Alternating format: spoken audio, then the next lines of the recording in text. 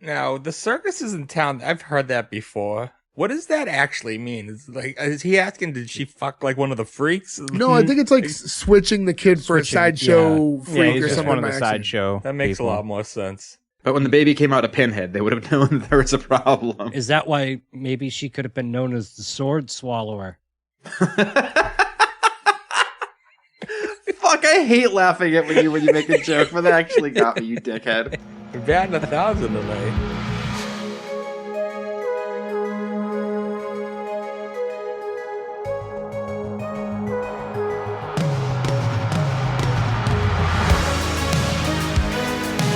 Welcome back, everyone, to S1E1, the show where each week we pick a different sitcom, watch just the first televised episode, and forgetting anything we might know about the future run of that show, rate it and decide if it's a show we want to greenlight or cancel.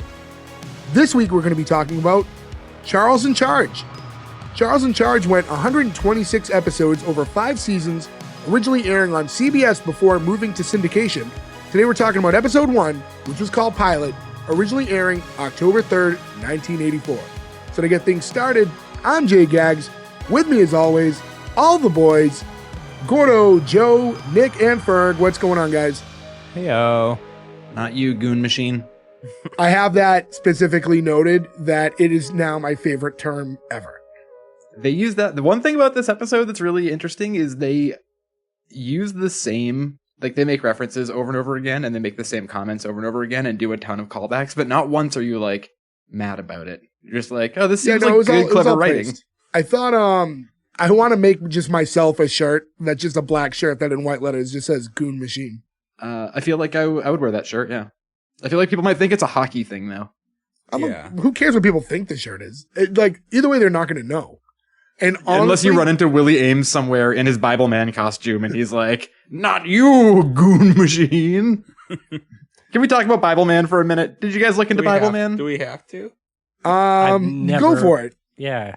Okay, Willie so this Willie is the Aames, who weird- played Buddy Lembeck, by the way. So Yeah, Willie Aames. This Willie was like Aames the is- weird thing where in the mid-90s, I first heard of this, maybe on like Entertainment Tonight or something. They're like, you wouldn't recognize this actor from Charles in Charge anymore. And then I've just had a weird, like, slight obsession with Bible Man ever since. It's now like a CGI show. Like, it's still going. It's on like season 40 or something. It's fucking still crazy. running? They're still making new Bible Man properties. Is he still connected to it? I think he took off the mask in like 2010 or something. Okay. Oh, it's animated now. Yeah. Well, you can still do. He has He such can do the a voice. He has such a voice for that type of thing. Like if he was a voice actor these days, I wouldn't be shocked at all. What's Yeah, Bible Man, though? So Bible Man is, and the original ones that that Buddy is in are pretty amazing. It almost is like Are You Afraid of the Dark level production? Like very early 90s. So awesome. The production though. He's a superhero who is called Bible Man, who is always trying to do right and good. And he's got a few different villains, one of whom is like a jokerish, like a professor character. And he's always trying to like help out kids with like, you know, Bible psalms and shit. It's worth watching. It's pretty wild. Where do we find Bible Man? You can watch a bunch of it on YouTube. Oh, okay. Probably. Not that that's what I did in my lunch break today. And just to get into it, what is everyone's remembrance of Charles in Charge? Did you all watch it growing up? Is The this theme song. That's everybody's remembrance of Charles in Charge. I actually remember a good amount of it. The set really stood out to me. I remembered that like block for block. I didn't really remember the supporting cast so much. you at know all. why? There's a reason Because for that. Yeah. There's a total shift season 3. And I guess before we get Season into the 2. actual episode, yeah, we'll talk about it. Oh, is it season 2? It's season 2. So this show actually was only on for a season and they were going to cancel it. So like even by the first season, they were like bouncing it around for time slots. It didn't even come back for 2 years. It was canceled. And then it came back 2 years later and they had retooled it, which is, we'll talk about how they did it. But I think the way they Well, wrote there it it is is. pretty interesting. Yeah. Gordo, I assume you didn't watch this show, did you? I've never seen this show before. Did you know this show even existed? I've heard of Charles in Charge. I've just personally never seen it. Or You know what if I I think- have, I was so young that I don't remember it. An interesting tidbit about this show is that they never tell you Charles's last name at all throughout the entire run of the show. It's in charge. Charles in Charge.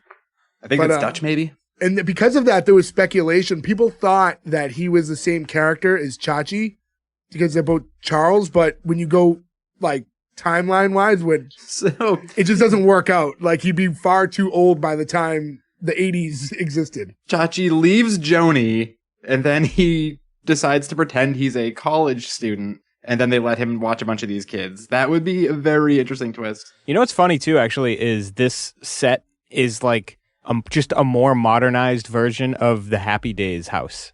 It's got the stairway that leads right into the center of the living room. The front door is in the same spot. The kitchen's in the same spot, which is kind of an abnormal setup, I think, for a sitcom. Well, when you look at the setup of this house in general, it doesn't make sense. Like if you look at No, all that space behind the stairs is yeah, such like a so waste. yeah, there's the stairs and then there's rooms there. It's like, well, what's over the living room? Is the living room just all the way like gigantic 20-foot ceilings? Well, this Yeah, is Fresh pre Prince Full style. House and a number of shows we've watched that there's just a random alcove in the kitchen. I was waiting for you to use the word. It's one of your favorite words. Like low. I don't walk around saying alcove in my daily life. It just happens to be that there are a lot of alcoves on sitcoms, and I feel like I'm saying it weird. Do you Alcove. have an alcove in your house? I do not have an alcove. I do not have a sitcom house, I guess. Do you Yeah, it's plan on contractors building- on the way, yeah. I was Yeah, gonna to say, be do you fair, plan on if I one? could get an alcove put in here. Should also mention this is our third nanny show in a row. What was I know the nanny, this, and then what? in the In house. the house In the last week. house. Oh, you weren't here yeah, last week. I wasn't here. Yeah, you We- missed last week. While you were gone, Nick, we did a whole episode, yeah. Wow, that's crazy. But not to give up one of our other picks, but one of the next shows we're doing pretty soon is not a show that Scott Baio is in on the pilot, but it is in the second season. Yes. And someone else in that show is in a nanny type show that we're not covering. So there's a couple Yeah. teasers if you guys want to dig around and figure that out. If you love nannies, This is our all nanny all the time. Honestly, we should have the other show. We should have just blocked in and just pre-done it. So we had like nanny month or something. I don't know if there's like a national nanny month or something. Nanny November would have been perfect. We didn't It do would this have. intentionally. No, it either. wasn't. It was like the weirdest of coincidences, actually. But We'll have to do like Butler organic March. nannying is way better. that's true. You don't want to force the nannying. It's like Silence of the Nannies in here.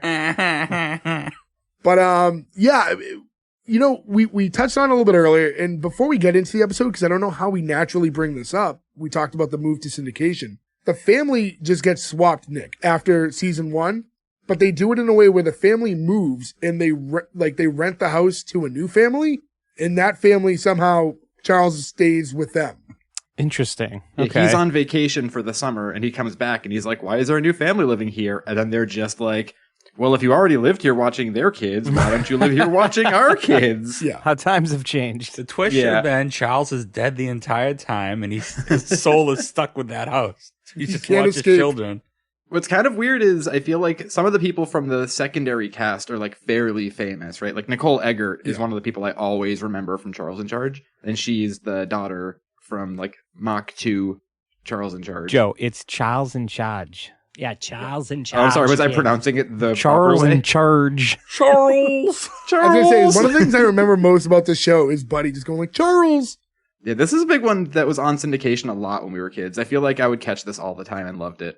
And you know what, too? We've had a few shows that do it this way, where it runs into like first run syndication and everything. I was just going to ask, what does that mean when it says when it moves from NBC to syndication or whatever channel? So basically, the show basically self-funds itself. Like, a production company makes the show and then sells the rights to air it. So it's not owned by a network anymore. So anyone can purchase the rights to air the show. Which also means it could be on in certain parts of the country and not on at all in others because Wait. that market didn't pick it up, right? Did we make it like almost 80 episodes before Gordo asked what syndication meant? Yeah. Also, Well, we the first definitely time- explained all of this during Mama's Family because Mama's Family was a strictly in syndication. Yeah, I think that was the episode, first time TV we did a show. first run I'm syndication. not gonna lie, I tuned out a lot of Mama's Family, so I don't know. We've touched on it a few That makes me times. very There was angry. I can't remember what show we did recently. It was the same thing. It went into first run syndication after a couple seasons. Yeah. In the I house thought might that have it actually. went. I thought that it went to like a subsidiary of another channel. Like, all right, like TBS, USA, they're like subsidiaries of NBC, Disney, ABC. No, this is a No. separate thing. This is legit. Whoever like I wants said. it. It's Yeah, this would be like Fox doesn't run it, but your Fox station locally, like if Boston Fox 25 wanted episodes of this, they could buy it and air it. So like a Gotcha. production company, like a studio, makes the show, and then it's up to these like local stations if they want to purchase it and air it on their networks and stuff.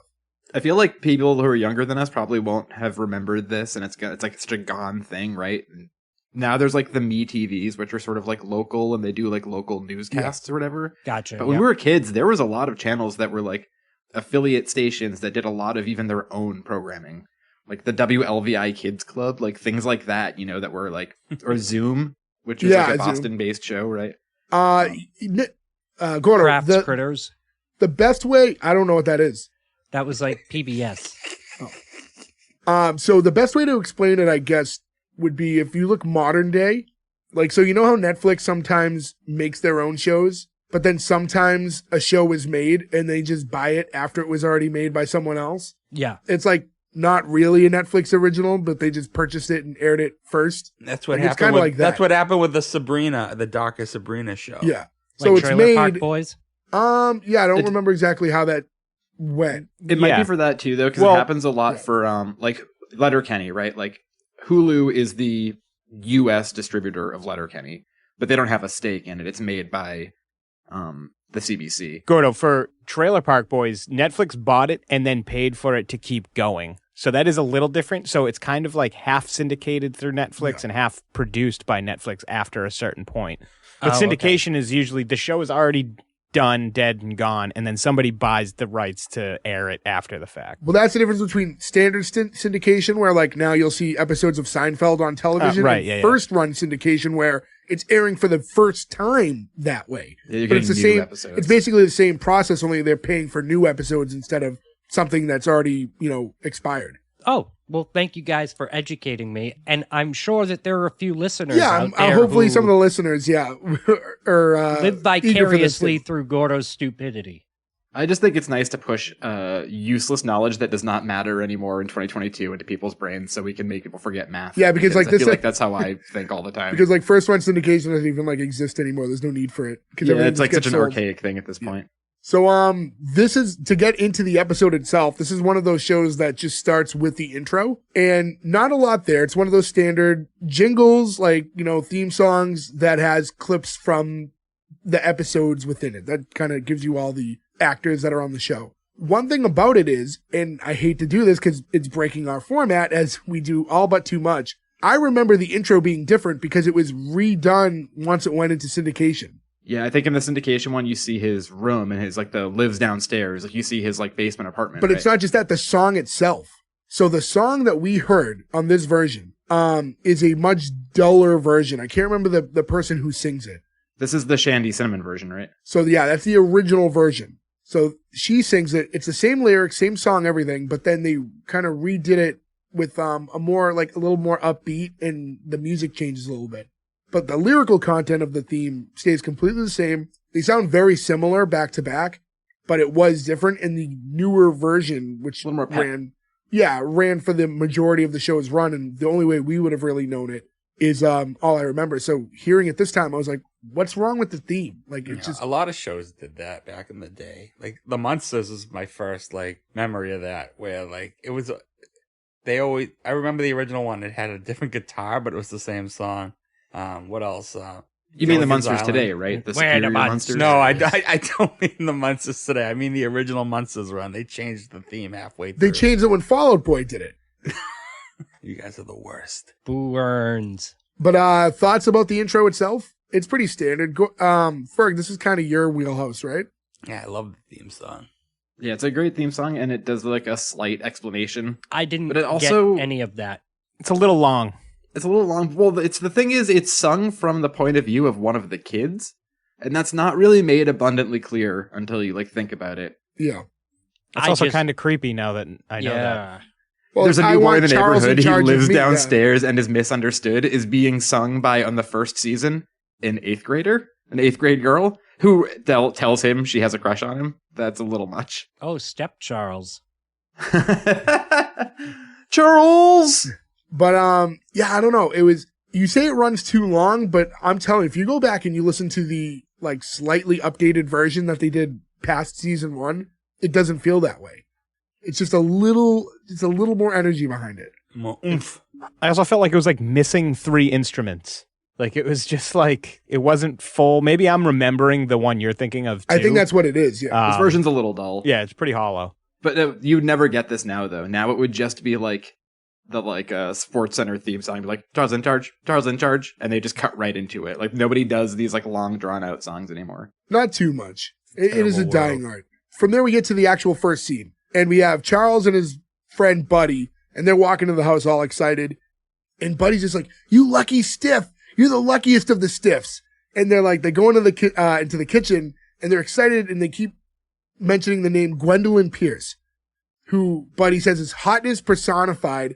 When God made Gwendolyn Pierce, that's when he knew he was God. Like, Did anybody else immediately want to throw a brick at this guy? no, love him. Really? Love Oh him. my Yeah, god, no, he I'm drove with you, me Nick. fucking nuts. I just immediately thought, He just well, comes Bible in Man so would know. hot. Like Bible Man's gonna obviously know this inside track on God. But yeah, no, you know what I noticed when he gets really excited, his like eyes bulge out. That happened a few times in the episode.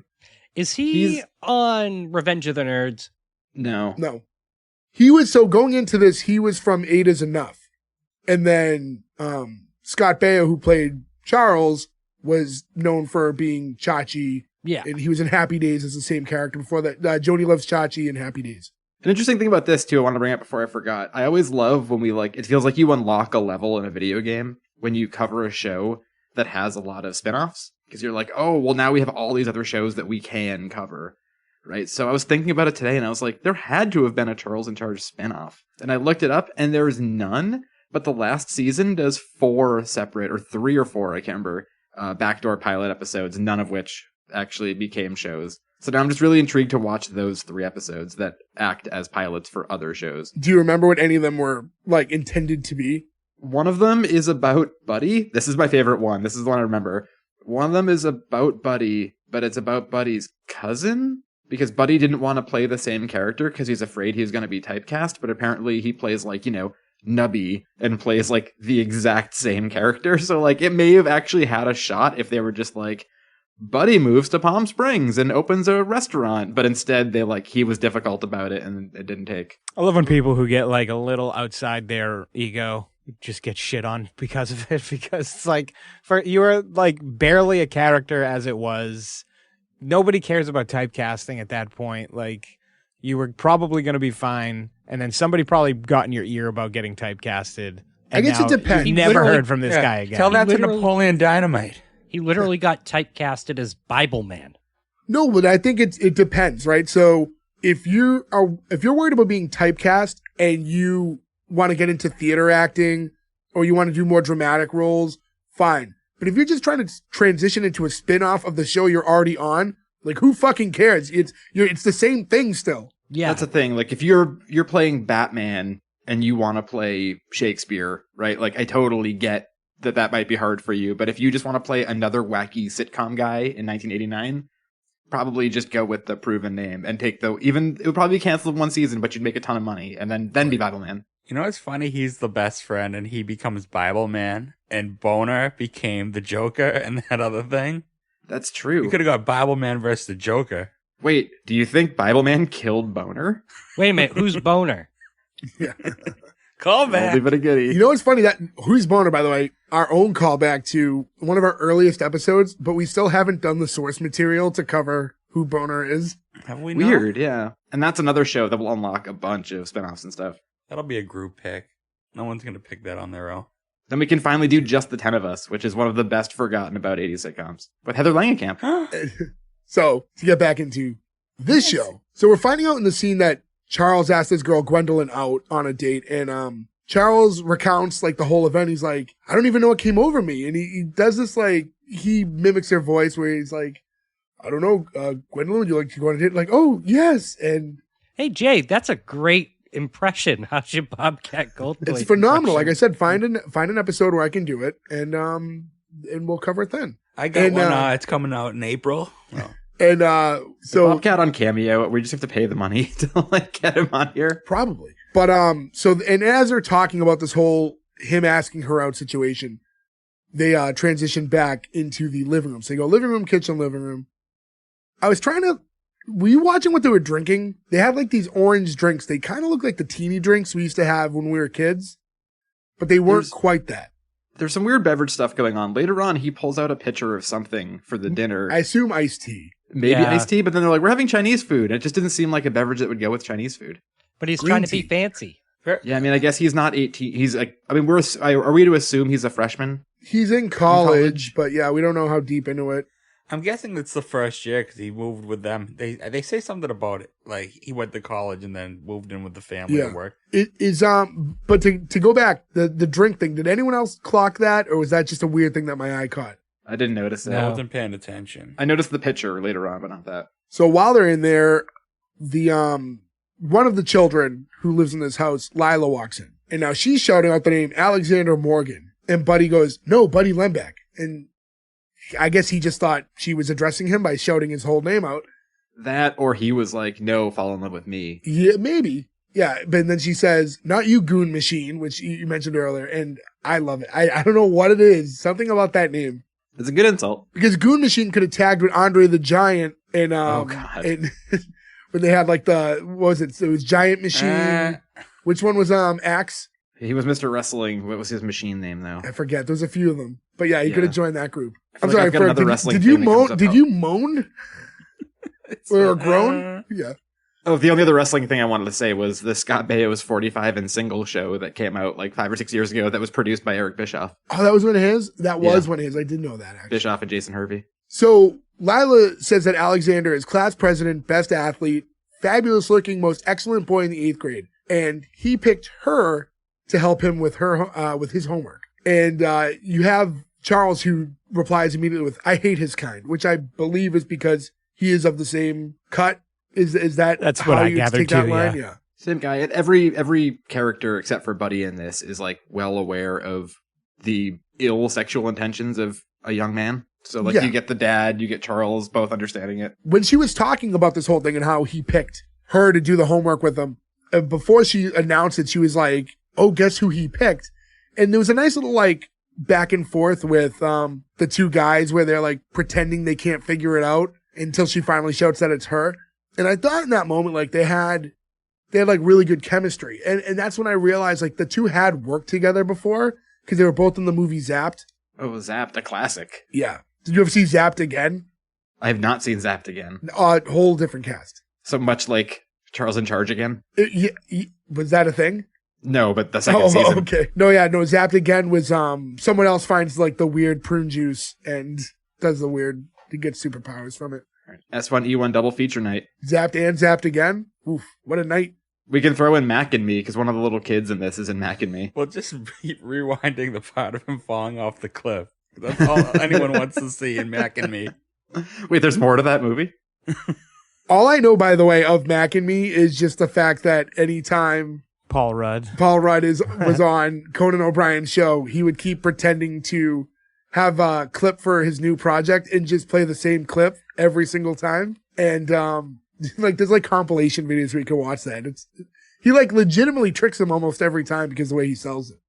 Between that and his lever that would just play funny scenes from Walker, Texas Ranger that were almost always somebody getting shot and falling off a roof for no reason. She starts saying how if Alexander Morgan likes her, then she's going to be like most definitely in. Was it in or it? I kept listening. I couldn't think of I'm it, or I'm in. I think it's I couldn't tell. It felt like there was like a little bit of Valley Girl patois happening there. And she runs right up the stairs at that point. And I was going to bring up, we already talked about the layout of the house, but that was the first time I noticed like, wow, this setup is very strange. It's a huge stairwell too. Yeah. Yeah. I also weirdly kept getting drawn to the grandfather clock. Me too. You got drawn to it too? Yeah. I don't know why it is. I don't think I've ever wanted one or anything, but when I see one, I'm like, that's opulence. If you've got money for a grandfather clock, like I think you're immediately fancy. Well, it was like kind of almost center in the shot too. I kept trying to see what time it was, and I couldn't make it out. You know what? Now I feel like I want to go back and watch because if it's like totally off time, right? Like if you forgot to set it. Oh yeah, it'll be it'll you'll see ding. wild jumps in times throughout the day. Like the clock. Mr. Simpson, no. Mr. Simpson, no. So once he's gone, the two are like, were we ever that young and immature? I'm like, no, never. And then they go back to Gwendolyn Pierce. So obviously they are exactly the same at this age. And now Buddy asks Charles, like, where he's planning to take her on this date. And Charles is saying how he wants to take her on, like, an intimate dinner somewhere. And somewhere out of the way. And Buddy cuts him off immediately. He does, like, the with the timeout sign. And he says, no, you need to take her somewhere crowded, like, where everyone can see you two together. He, like, gets up and puts his arm up and is, like, fake has his, like, arm over her. And is, like, showing how he would be walking into a crowded restaurant with her and showing her off.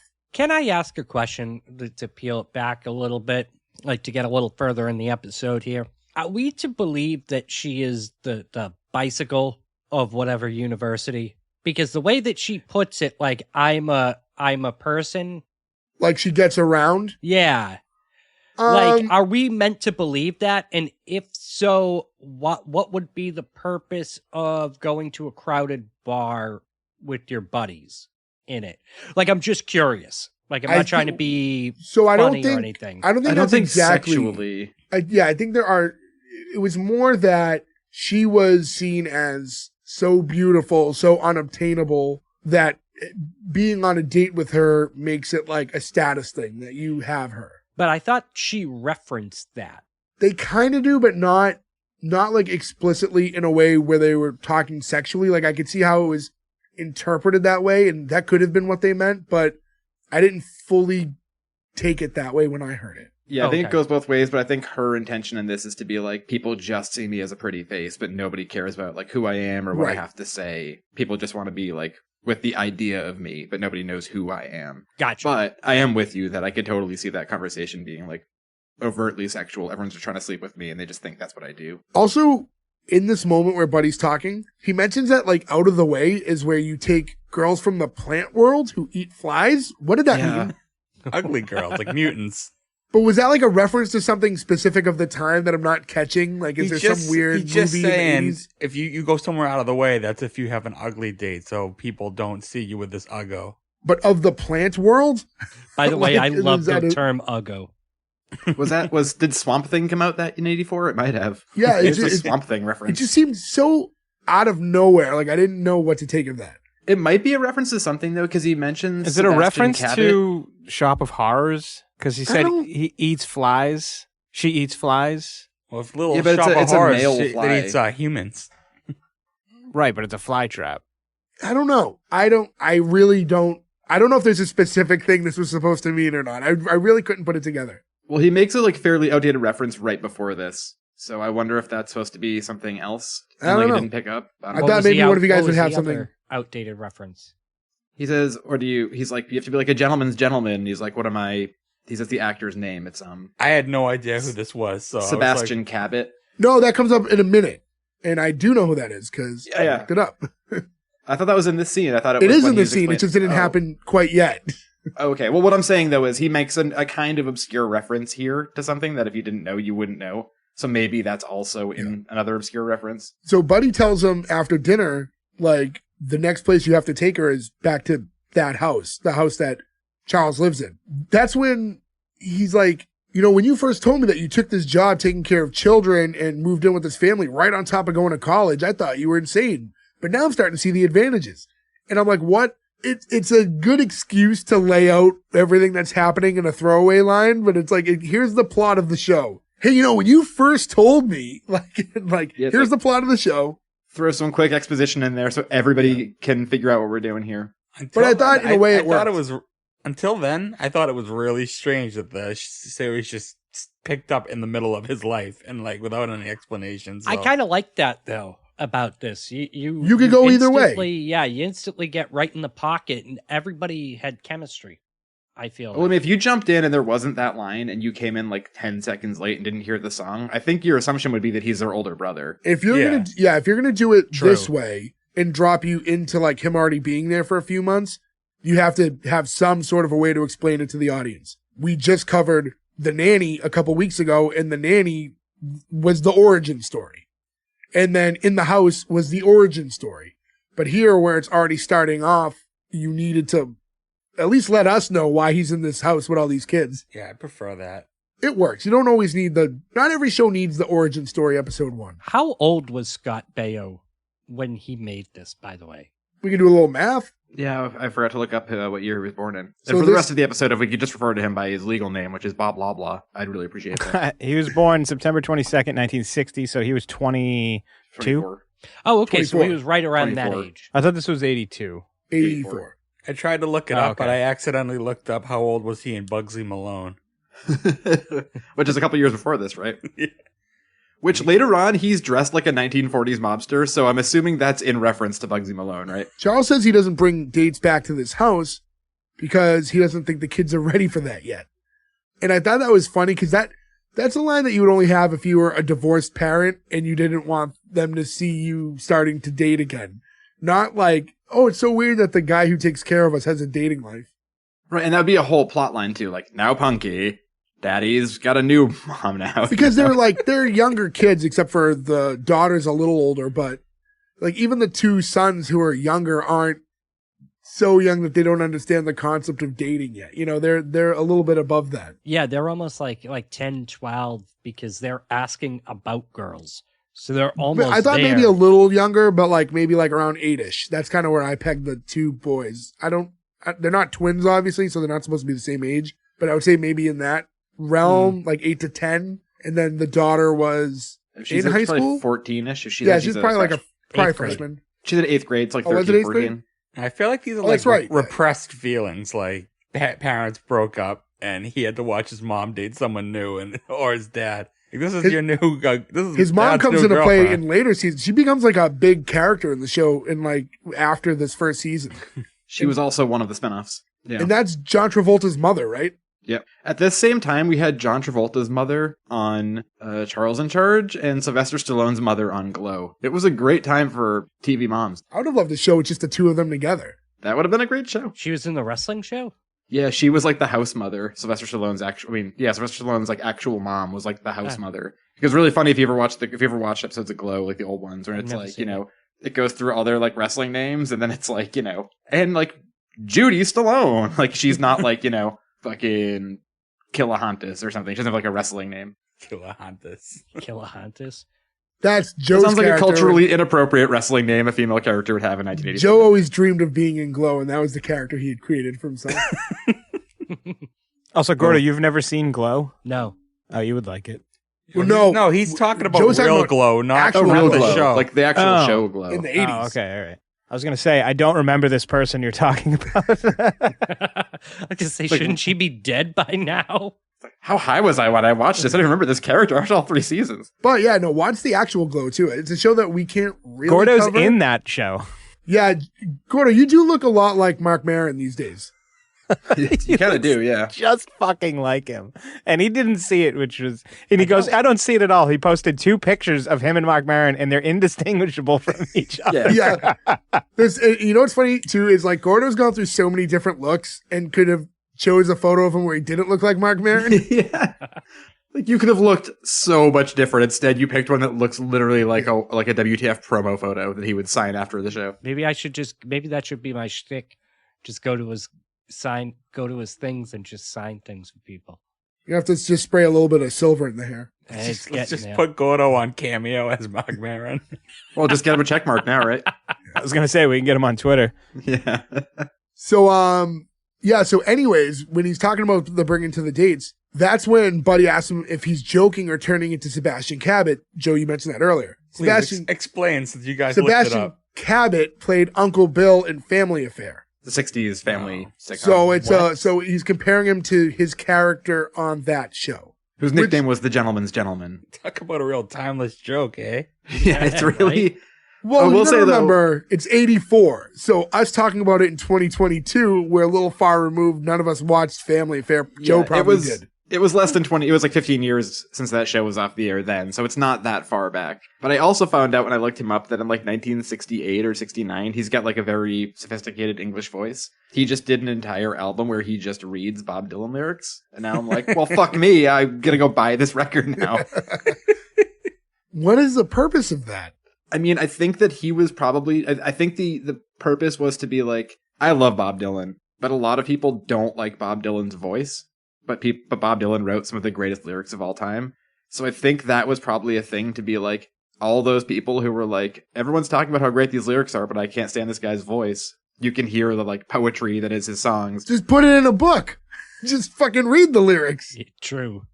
I mean, he eventually they did do that, but I think at that point, if somebody came to you and wanted to do that, you just took the money from the publishing and let them do it, I guess. This makes me think of William Shatner singing Rocket Man. Or Leonard Nimoy had a bunch of albums too. Anyone else from Star Trek have any albums? Like, there has to be people who did one. Did Scotty do an album? No, he was doing Homeboys in Outer Space. Yeah, I was gonna say he was too busy doing literally the worst sitcom I've ever seen in my entire life. That show's in our archives if you want to go and listen to it. Get yourself a nice squirrel pizza, sit down for a couple hours, and watch the 20 minutes that still exist somehow that haven't been destroyed of Homeboys in Outer Space. So to get back into this is right around when Mrs. Pembroke, it's the Pembroke family, by the way. Mrs. Pembroke comes from downstairs and tells Charles that the newspaper just informed her last minute that they want her to review a new play tonight, and that he's going to have to go watch the kids despite it being his night off. And even though he has a date planned, he's like, oh, that's no problem. And to Buddy's credit, Buddy steps in. He's like, listen, as Charles's friend, I feel obligated to tell you that Charles has a date planned for tonight. And the mom at this point is like, what's that name that, Lila has? Oh, Goon Machine. So they do the callback with Goon Machine, which I thought was kind of weird to do it there, but I like the term so much that it didn't bother me. I thought it was kind of weird until I realized that in 24 minutes, they do like 24 callbacks throughout the entire, and everybody gets a chance at it. So it's just like piling them on. And I started liking it more and more as it went on. I also really like just her being like, the newspaper needs me to review a play tonight.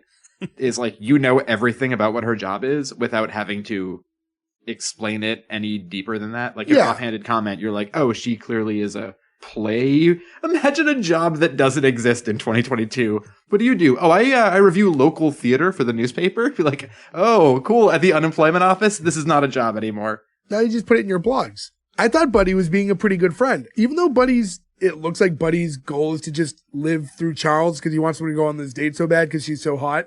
But the Bible Man can't actually have sex before marriage, so he's letting Charles do it for him. But the fact that he stepped in for him, I thought was actually a good move. A good friend would have volunteered to watch the kids. And a good parent would have said no immediately. Yeah. Everybody would have been aware of it. Oh, I have a date. With Goon Machine? Yeah, can you imagine if he was like, oh, I'm sorry, Mrs. Pembroke, I have plans, but my friend Buddy here will watch your kids. While he's like all bug-eyed staring at him. I didn't say she had to let him do it. Right. I just said he should have volunteered so his friend could go. Well, if from the mother last week on In the House, she would have taken Goon Machine. She would have. She's a terrible mother. She was pretty desperate for anybody at that point. Because of that, she offers like, oh, why don't you just bring your date over the house? And there was a nice quick visual gag because her back is to Buddy and Buddy like shoots up his arms to do the touchdown sign.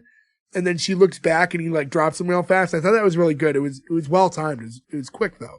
He does time out and the touchdown sign. Do we assume that Buddy does college refereeing? Possibly, yeah. I could see it, yeah. I'm sorry, why can't the dad watch the kids? Why does the dad have to go? I was going to bring that up. I didn't understand.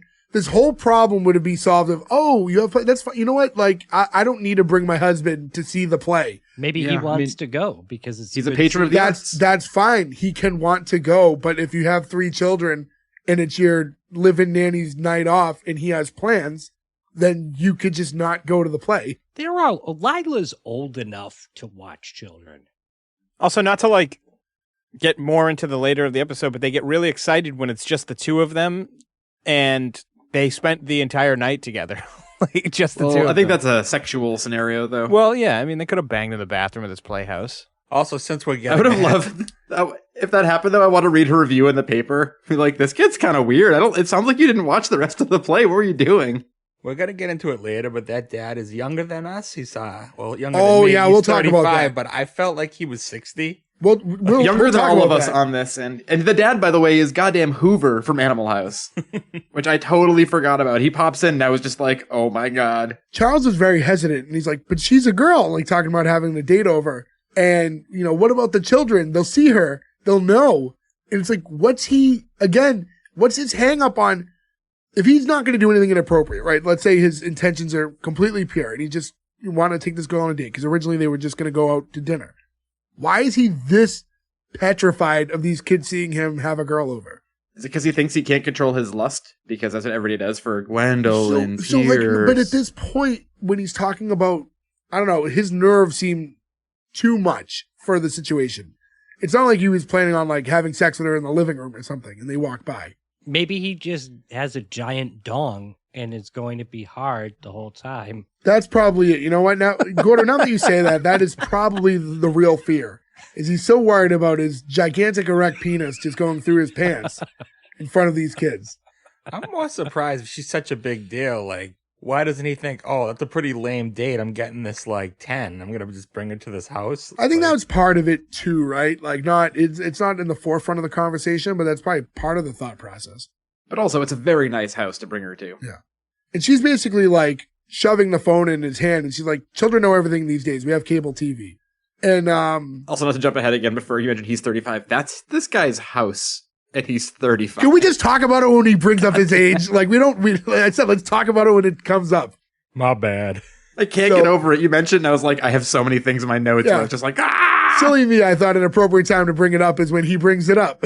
Charles is now on the phone with Gwendolyn because, again, the phone was just brought, straight into his hand. And as soon as he tells her that, he has to watch these kids, he's like, oh no, like a quiet night at home was like exactly what I'd love. And I was thinking like he didn't, if you actually listen to the words he says, he doesn't actually invite her over. Like he just says he's trying to break off the date despite all. Like, he didn't want her to come by. So it's just funny that just in the way he explained it, she basically was like, okay, cool. I'll be right over. He's a good phone actor. I was trying to think of how to refer to that. But you know what I mean? Like sometimes people are just so terrible on these sitcoms where they're like, yes, I will meet you at 7. Like it sounds so unnatural that they're talking to anybody. Yeah, it's tough depending on how they do it because when they do it that you have to make up a conversation to get the dialogue out. It's so different than when it's actual. You can hear the person on the phone through a speaker or whatever. Kids, I just feel like if I was a director and I ever had to do a scene like that in a movie, I would just be like, I'm calling you. Yeah. Like, we'll edit out my dialogue or whatever you can hear from the phone in post, but like that's so much more natural than like just asking somebody to constantly act against nothing. Well, then they wouldn't be paid to be an actor.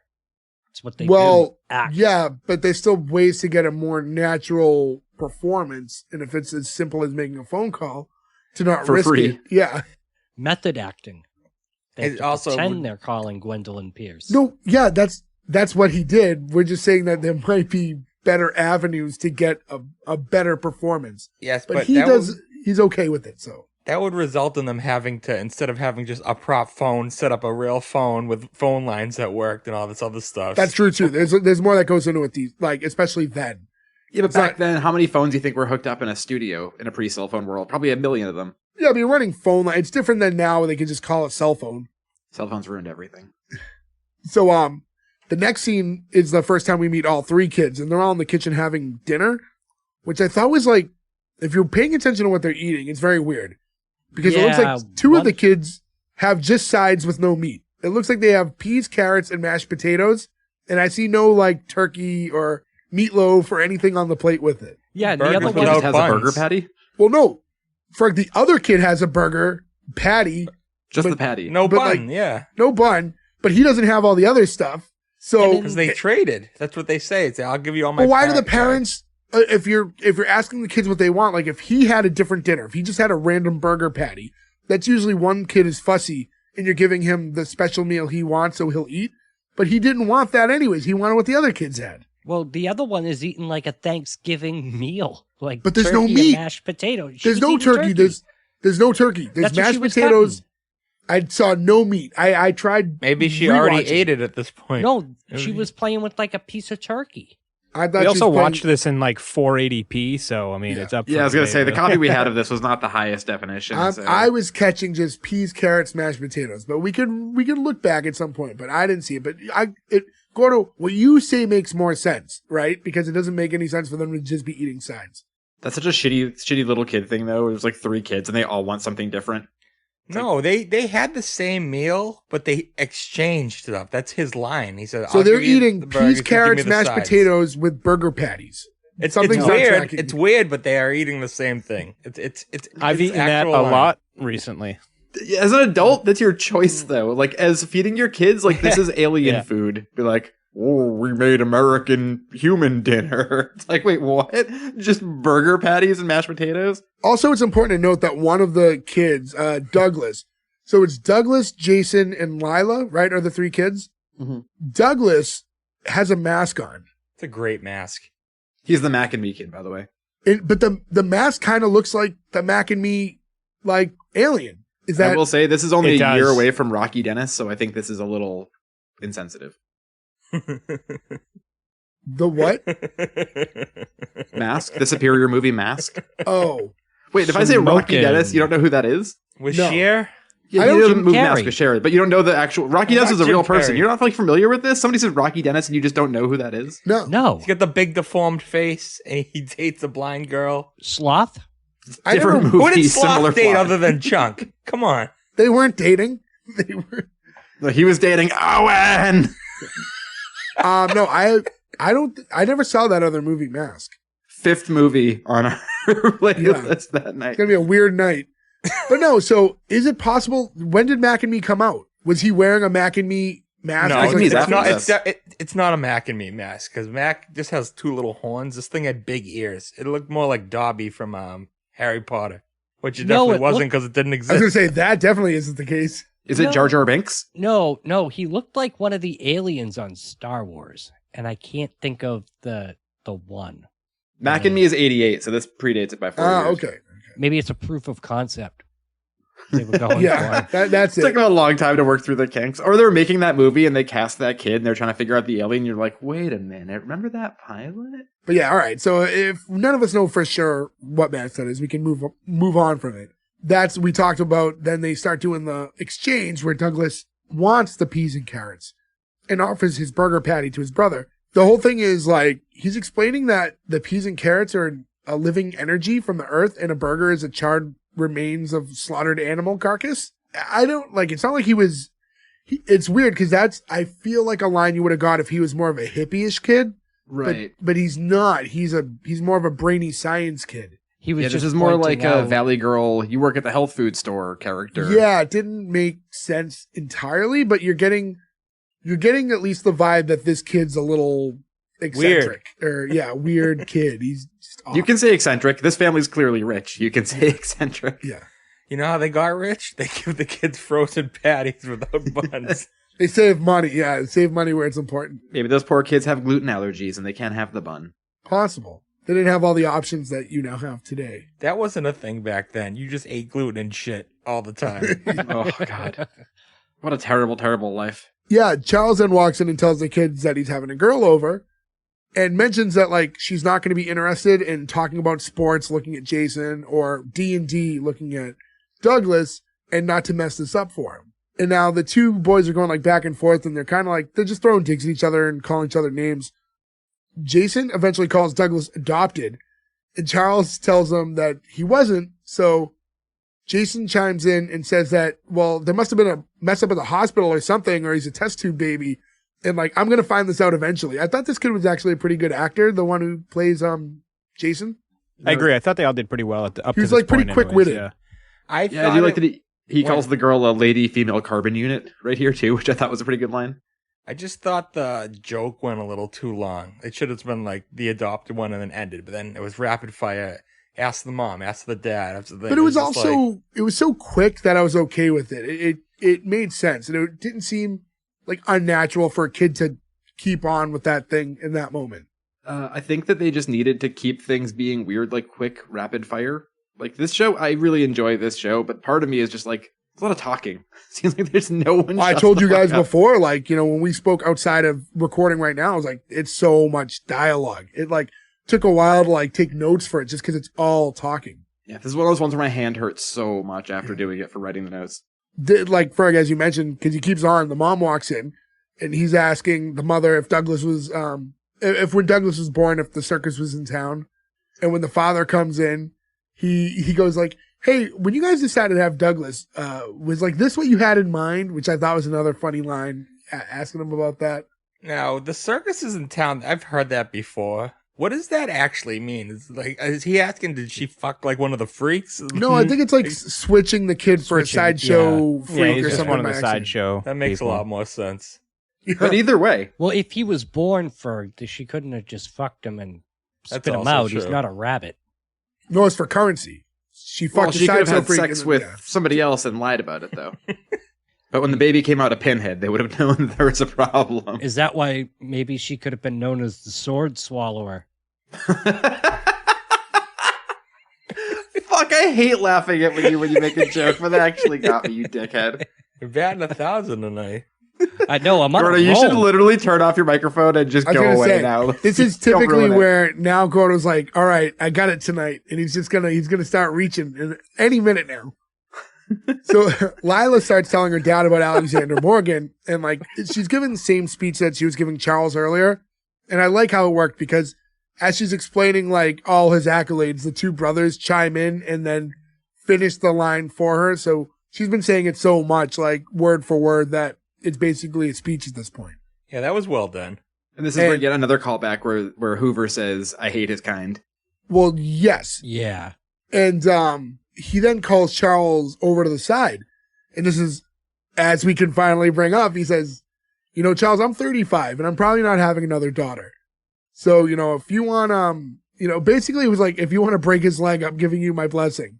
Married, 35, owns a humongous house, has 3 kids, and a nanny. So, yeah, so here's the thing.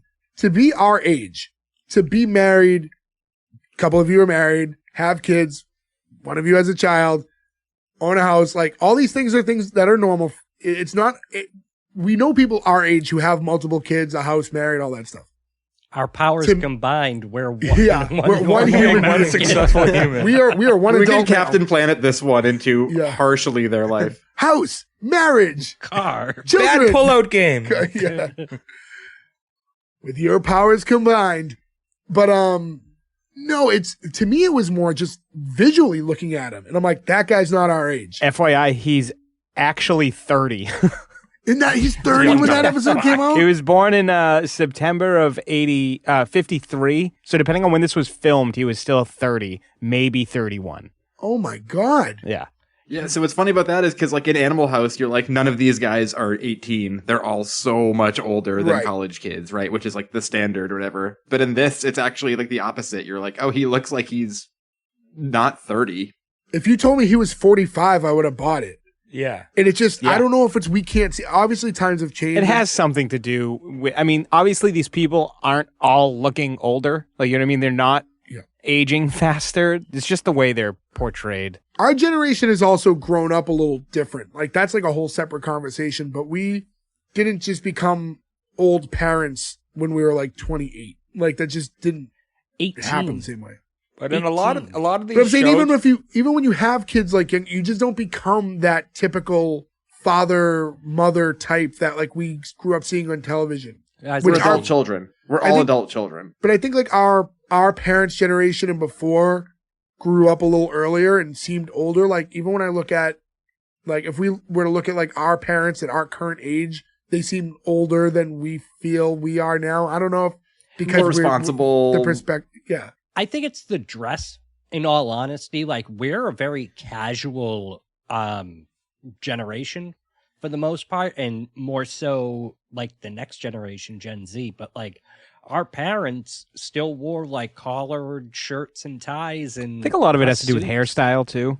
Hairstyle's Yeah. probably I was part gonna of it. say, in a lot of these sitcoms we do, it's usually the hair on the female characters that make them look a lot older. But this was a dude, and he. I just had feel like normal if hair. you dress that guy up, and I guess we'd have to see it, but if you dress that guy up in just like jeans and a t-shirt and a hat, like, I don't think he's He would going to read- look younger. Hey, I don't fellow know. Would read kids. 30. Yeah, exactly that.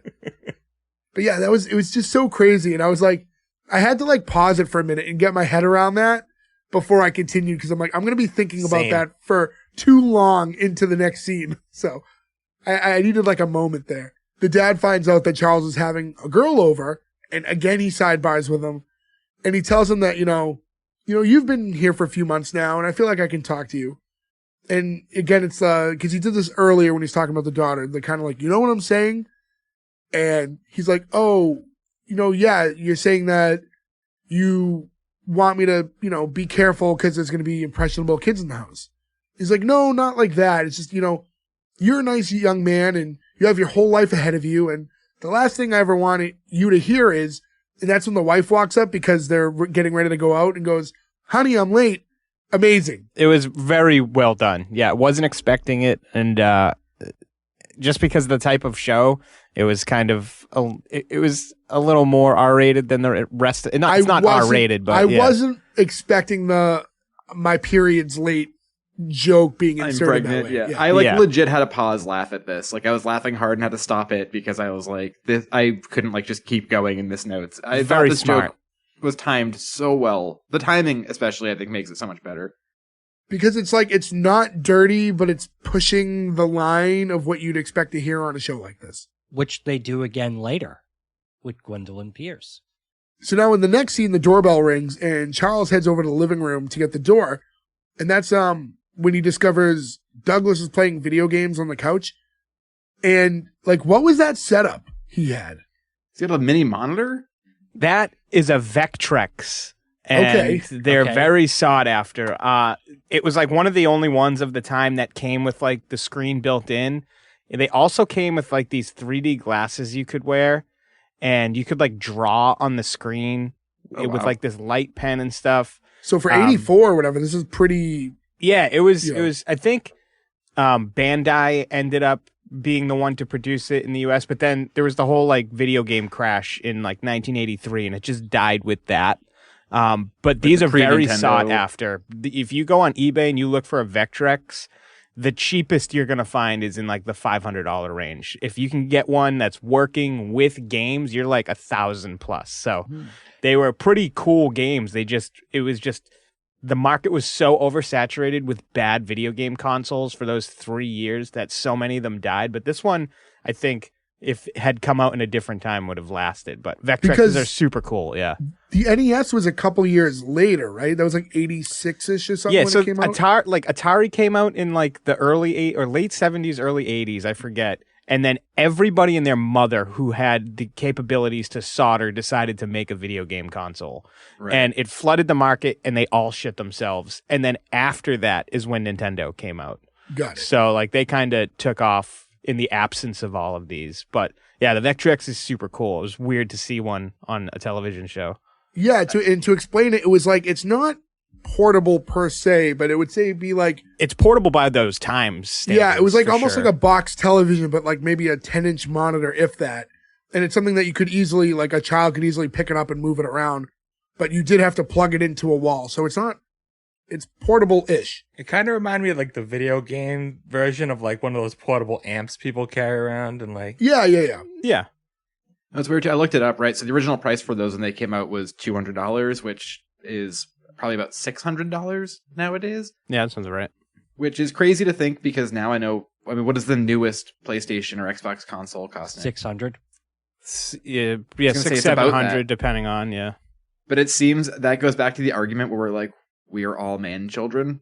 We're like, oh yeah, the video game console costs $600. That makes sense. But the idea of like a 35-year-old dad getting that for his kids if they weren't rich, Yeah, right. then seems crazy. You know what I mean? Like it seems like an out of time thing. Well, the Nintendos and stuff with inflation were probably worth around that too. They were I mean, I That's think true. the Nintendos were coming out around 200-ish in 1988, 89, whatever it was. And we had those. So, Yeah. I mean, I think it's just a matter of, how badly the child wants it and how annoyed the parent is by it. So Well, I'll tell you, like, How when I was a broke they're kid, willing like, to be. my dad played the Nintendo as well, though. Like, it was, if I remember correctly, it was considered to be his Nintendo at some point, like originally.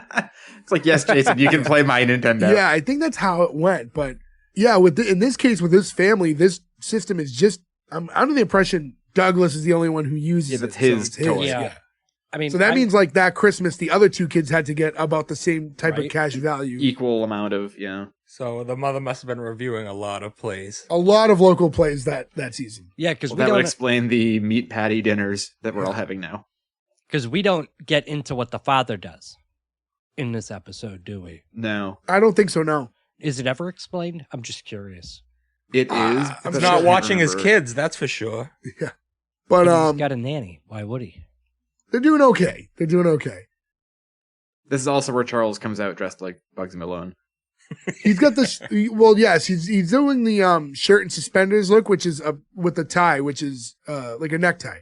which is my go-to look when I'm getting, going to formal events. So Jay all the loves respect Bugsy there. Malone. Yeah, That's what it you is. you call it pulling a Bugsy. But no, I'm a lock for suspenders anytime I have to get dressed up. I'm a belt man. Me too. I like belts. I've never tried suspenders though. I like the added aesthetic that the suspenders brings. It just kind of like, it just gives you a little extra. Do you I wear want a to look like belt with it? Urkel. Yes. You That's don't why I wear a wear my belt. brightly colored ones. You don't wear a belt with them, right? No, it's in lieu You're of not a belt. supposed to, yeah. But I feel like naked if I don't have a belt on, no matter what. Like I wear a belt every single day. It has to jingle too. Yes, I don't have a jingly belt anymore. I actually have been tucking my keys in the past year or so too. I don't want to make any noise anymore. I'm trying to be stealthy. I'm in my stealthy period. Joe likes a good belt that can also double as ammunition for a zombie apocalypse. Either ammunition or like, in case I get into a BDSM sexual scenario out of nowhere, it's good to have that belt around. Yeah, so Charles, he's asking him how much longer he needs. And he's like, well, I pretty much have my night dedicated to this. And Charles is like, all right, let me speed up this process for you, and unplugs it. Charles then brings out the tray of, we talked about earlier, I think it was like iced tea and cookies, which is, It bothers me so much that he does that after the bell has already rang. So he goes and gets the drink and stuff. It's like, yeah. It's the fucking door. Yeah, Two more yeah. minutes. It was weird to me just seeing that set up because I know like you want to bring something out for your guest, but it's like, are you like two old women who are about to gossip and play bridge? Like this is not. Well, then they proceeded to drink iced tea like it was scotch. So Yeah. Maybe it was just a scotch. giant jug of scotch. Yeah. I kind of like the idea that there's a jug of scotch. I put in a pitcher. Like, that's the best way to get around alcoholism. Like, I Like, don't people know. just don't think you're a trash bag if you're drinking it out of a pitcher. I've never had a girl over the house. I don't know what you're supposed to serve this in. It's just Girl two is bottles. fucking wasted. Well, actually, it could be because It's not.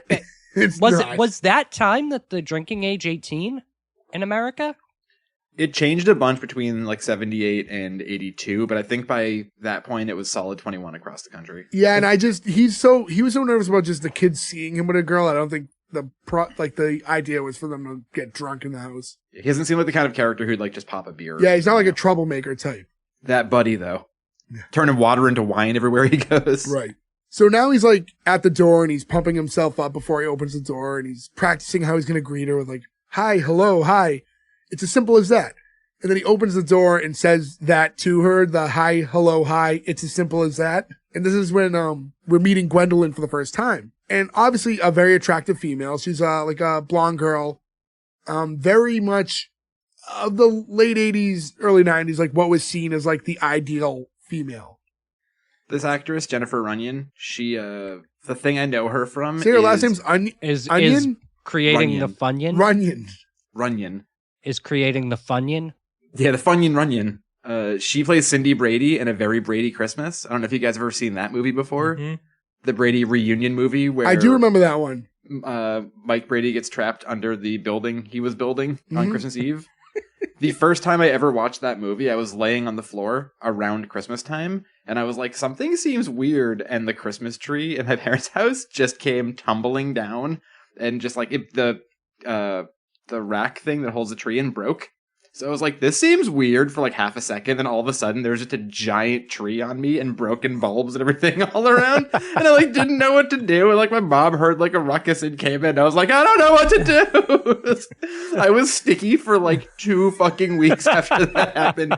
I basically was like completely inside of the tree. And every time I see anybody from that movie, Were you trying to beat Mike Brady because he got a building job on him? You're gonna drop a tree on yourself? I'll show you. How are you sticky? Have you ever heard of Trees are tree full of sap, sap. Gordon? Have you never touched a Christmas tree? Gordon No, I've thought never it had a was from the- Christmas. I've never He had thought a it was from the Christmas tree. ornaments. Well, if it's a real Christmas tree, like an actual tree. Well, Joe had Is some free time alone sticky. once he was under the tree. So. Yeah. Joe's just stuck on his back, so he beats off. It's like Gwendolyn Covered in Pierce. shit. Yeah, so anyways, It's hard to transition out of that one. so he opens the door and she seems like very into Charles right off the bat. So even though he was like so nervous to be around her and ask her out, like it looks like she's very interested in him. She's pretty into it. And he mentions how he got Chinese for dinner. and for some reason says that he also speaks Chinese, which I don't know why he would have said that. I don't know why he did that. Oh, I know why he said they that. could make so their we racist could joke ruin later. this whole episode with the most insane fucking shit in about 2 minutes from now. Oh yeah, 80s. But she's very impressed by that and mentions how impressed the restaurant must have been as well. So he takes her coat and he heads over to the closet to put it away. And he's like in front of the closet talking to himself and trying to remind himself that there's children in the house. And I guess at this point, like maybe it's like control your urges and that's why he's saying that. But he opens the door and that's when we see Jason, who's like just hiding in the closet. Also, just real quick before that, when she takes her coat off, the look that he gives her, they like pan hard on his face, staring at her chest when she takes her shirt off in a way that I was like, there is a little bit of some R-rated stuff going on in this The audience goes crazy too. Yeah, the audience is also very into Woo! her Also, jacketless. should be noted, she's not wearing anything tight or revealing. You know, No, she she's just has like a sleeveless. This got shoulders. Yeah, it's like nothing crazy at all. It's like not even form fitting. It's not like she's wearing anything that's supposed to be even interpreted as like sexy or provocative. Provocative. She didn't I'll show up give in a you. bathing suit. Provocative, Yeah. I'll give you, but I mean, she's supposed to look good. She's supposed to look good, but like the howling from the audience is like usually more when someone's wearing something a little bit more showy. But maybe like when just the Tim, standard like when was Tim different. Allen takes his shirt off. Yeah, like a shirtless Tim Allen. To be fair, Whoa. that one person who Yeah. wooed, Ooh. I wooed right there with them. But yeah, so now we see that Jason's in the closet. And he's asking Charles if any of the girls of his grade are going to grow up to look like that. Charles gets into like this very nice, you know, every girl is beautiful in their own way line to him. But then he looks over at Gwendolyn and looks back and goes, but no. It's pretty good delivery too. And then he heads back over to her and she tells him that, you know, this is a beautiful place and, you know, she'd like to live somewhere like this someday. He's like, yeah, me too. And then he starts like rambling and kind of like fumbling over his words because he's trying to explain, well, not like, you know, like not, I live here, but like I'd like to own a place like this. And he's very nervous on the date. And while he's going through all this, standing in front of her, she's sitting on the couch, he just turns his head to the side and goes, stop it. Like talking to himself, which I thought that was really funny. Can I point out, too, he never tells her what he does, right? Like, so all these kids just kind of come out of nowhere, and She it's knows. like, She knows. She must know, yeah. She Oh. says It's not, it we later. don't see it, but I guess it would be assumed that would be the situation. Because he's not from there, so I'm sure it came up in conversation, like, oh, I came out here for school. Oh, do you live on campus? Oh, actually, I live with this family. I'm a nanny for them. Oh, okay. This is also where they have a toast, and they toast to self-control, which I thought was the funniest thing to ever toast, and the complete opposite of any time I've ever cheers 2 glasses of alcohol together. It was like to self-control was not what ended up Well, it happening. started as a toast to a memorable evening, and that was like the footnote on it, like a reminder that it's also for self-control. As they're toasting is when the doorbell rings, and he thinks it's going to be the delivery driver, but it's Alexander Morgan, who I'll admit at this point, I forgot that was a side story that he was going to be doing homework. You mean a character from Theodore Rex with Whoopi Goldberg and a dinosaur, R.I.P.? Great movie. All right. Great movie. Not as good as Tammy and the T-Rex, but Whoopi Goldberg brings up some points. Is he an actor that was in that? Yeah, he's one of the Okay. characters in it. Whoa, and what's her name? Gwendolyn was in Carnosaur. Oh, interesting. You know what Gwendolyn's also in? She's in the very opening scene of Ghostbusters when Venkman She is. shocking the kid from Christine and then lying to the girl saying she gets all the cards right. That's Gwendolyn. That's Bunch so of cool wavy that we're lines. both in the Ghostbusters universe. Yeah, if you ever meet her, you could be like, I loved you in Charles in Charge. And also, we both were in Ghostbusters movies. Only yours was really good. And then I'd say, thank you. Yours is okay too. But That's when she turns around and goes, stop it. Yeah, stop it. So it's Alexander Morgan at the door and he invites him in and then he shuts the door and we can see that he's like slamming it on the delivery guy who was actually behind Alexander. And then for whatever reason, Charles kind of senses that he did something like that. Like he didn't see the delivery guy, but something felt off, I guess. And he goes back to the door and opens it. And that's when you see the delivery guy's like crouching down, He's holding. cowering. He's like holding, the 2 bags over his head, like in fear. This scene. Holy The shit. epitome of Asian people in the 80s movies. This is so fucking crazy. Although, we'll say one interesting thing is it ends up being $7 per meal at the Chinese food restaurant. Which Oh, I I was going to bring that up. Yeah. But has Chinese food pricing just never changed? I feel like it was $7 a... Are you nuts? I it's got Chinese doubled. food the other day, and what I spent on my one That's meal was what crazy. they spent for all 4. So now. Well, to be fair, I haven't been able to have food like that in like over a decade now. But I remember being kids, it was like $7. So 15 years later, it seemed like it was the same price. So it had a good run of being no inflation. At some point, yeah. Because the food he tells them the food comes to $28. And at that point, I'm like, wow, because he has 2 bags. And Charles is like, wait, $28? He's like, yeah, for 4 dishes. He's like, well, I only ordered 2.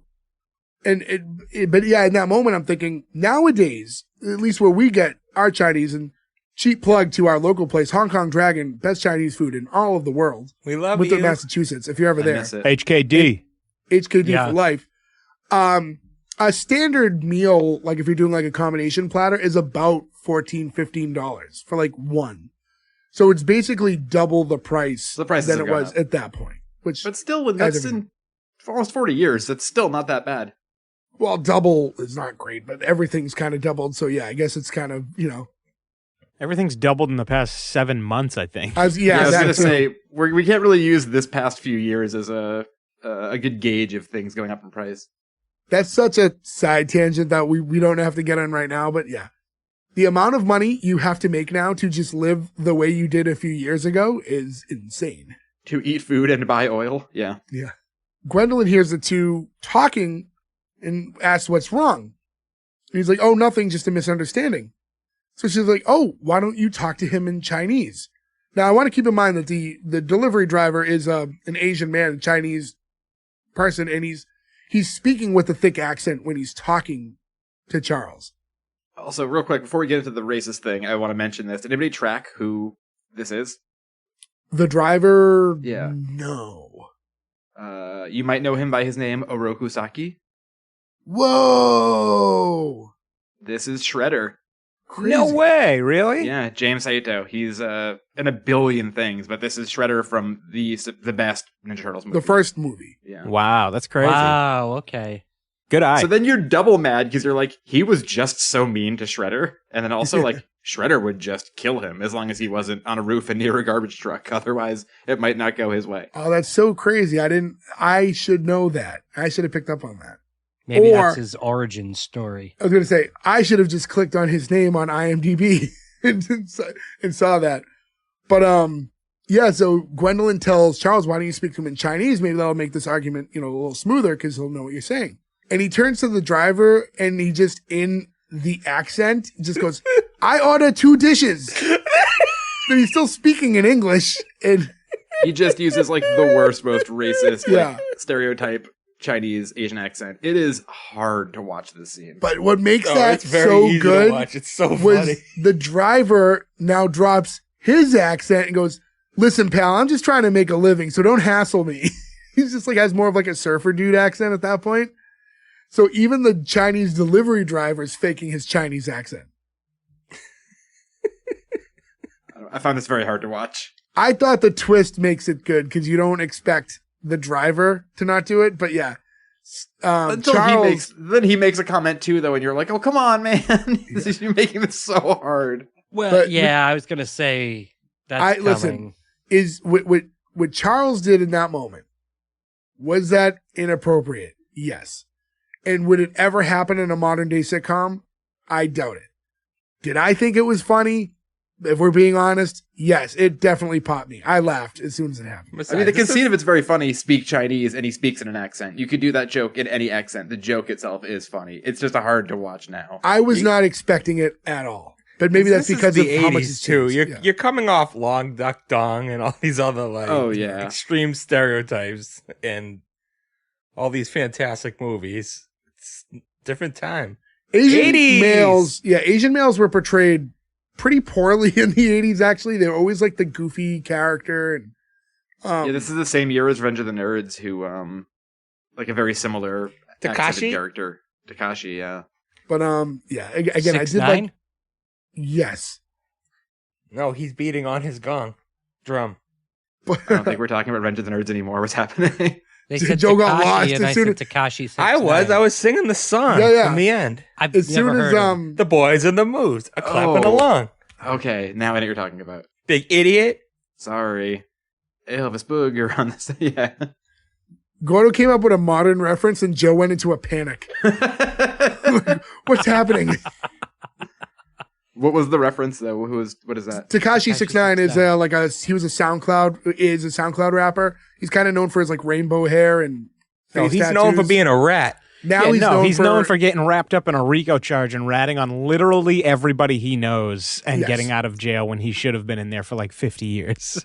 Yeah, I think he got life. Joe, it's an Didn't he? interesting story to read. Don't listen to his music though. You'll implode maybe. Son Okay, Kuba that is makes actually sense. pretty catchy the moment he came out of jail. But anyways, yeah, like Joe, moving mumble on rap? from that. He's not so much, no.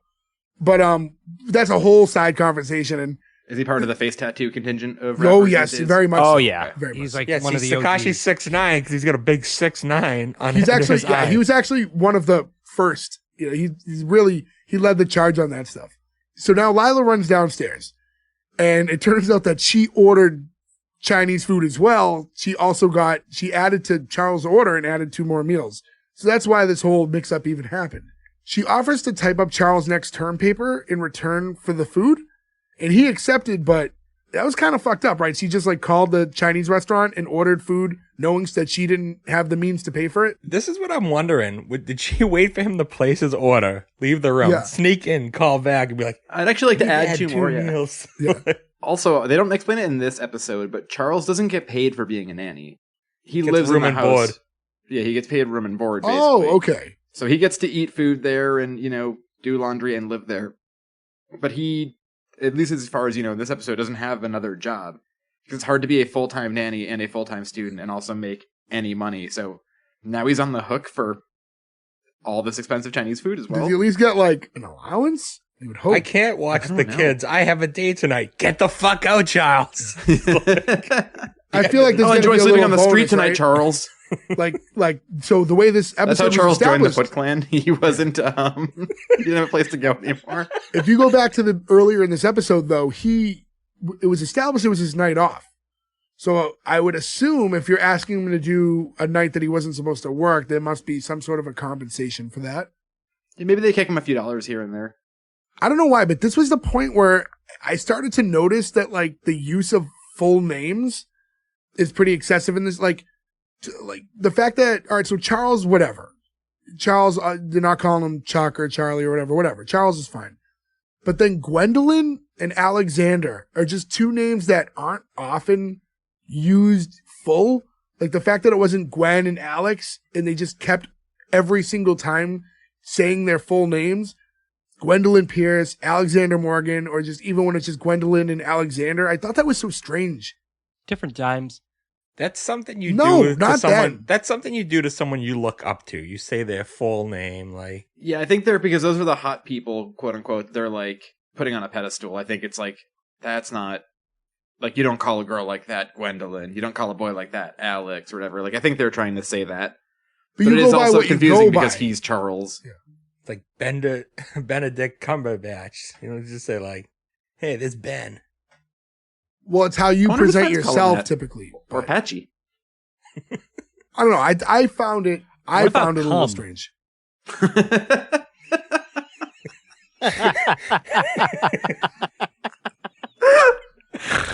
Oh God. Clip that, please. 3 Gordon for saying, 3. "What about cum?" Betty come. Oh, fuck me, Gordo. Clip that too. Yeah. The soundboard for this episode is going to be phenomenal. Go ahead. I mean, But yeah, so anyways, Lily and Alexander run upstairs to study despite Charles' best efforts to keep them from going up into her room. He actually wanted them like right in the living room. It's like, dude, you're on a date. Like I could have seen him telling them to go into the dining room kitchen area and use that table, but he's like, no, you're going to stay in the living room. It's like, dude, are you nuts? Like you have a girl over. Maybe he was gonna take his date in the kitchen. I don't know. they were gonna eat Chinese, so it makes sense to sit at the table. I guess. This doesn't even work too for the classic like parent thing. Like you can have a boy in your room, but you have to have the door open. Like you see in sitcoms all the time. Like that doesn't work when you're on different floors. So like it doesn't make any sense that they would be like, yeah, she should be in the kitchen. I like that there was a the moment he's so distracted trying to make sure Lily doesn't go upstairs that Gwendolyn's like trying to get him back. She's like, come on, like as she's taking the food out, and she says like, get it while it's hot. And the crowd wild for that line. Because obviously it had like a Sexual overtone. yeah, it's not how she meant it, but we were supposed to hear it that way. And then we get as this is happening, Douglas just strolls back into the living room wearing that mask again. And he's going like, the rebels are taken, Mars is mine. And like even she gives him like the weirdest blank stare, like when he says it. She's so like she seems like a really down to earth girl, but this was the one time that she's like, wait, what? Well, imagine though you're like on a date and you're at some weird house and the girl you're with, isn't even related to any of these people, and then like an alien kid walks in and starts spouting off. Like, you're not gonna be mean about it, but you're definitely gonna be like, what are we doing here? Like, this is a fucking crazy situation. But this part of me is like, do you think she enjoys this a little though? And she's so blank and confused by it because of the dates she always gets taken on. That this is absolutely nothing like what happens to her usually. Yeah, like she usually goes on the buddy dates where people want to be shown off, right? But now she's just in some weird house with weird kids. Like I think she might be just like shell shocked by the whole scenario. well, it comes up later, like how she didn't want to be like taken advantage of, or him trying to get with her. So I don't know. Yeah, I think the kids around maybe made her feel more like he's not going to try anything. So This part that started to bother me because she knew what she was getting into going there because he had to stay with the kids. And whenever he tries to like go see them, and she keeps yelling at him to come back, like, pay attention to me. Not I'm on too- your day. she wasn't too much with that though. So now it's a little later in the evening. We cut forward, and Charles and his date are sitting on the couch. And he's kind of like turned away from her, like with his like hand on his face, and he's kind of thinking. And she tells him that he hasn't been paying much attention to her tonight, and she's never really dealt with that before, and it's making her feel refreshingly insecure. As she said, I thought that was a good line. He tells her like, Lily's upstairs with a boy, and she's like, so what? You're downstairs with a girl. You're even. And he's trying to explain that like, hey, I'm being paid to break his legs, which obviously she has no idea what the fuck he's talking about. Looks very confused. Obviously, she doesn't have siblings or anything either because she does not understand the difference of her being upstairs in a closed room as an 8th grader with a boy being equal to those two adults eating Chinese food together in a living room. Yeah, well, it's also like not her family, so she doesn't have any, like she was a girl, like she's not there to stop anything from happening. She doesn't, I don't think, care. Oh, sure, it's not her family. It's not his family either. Yeah. But still, I feel like you'd understand the difference there. Right. He shouts upstairs and asks what they're doing. And Lily says, the door's unlocked. You can come in for yourself and see.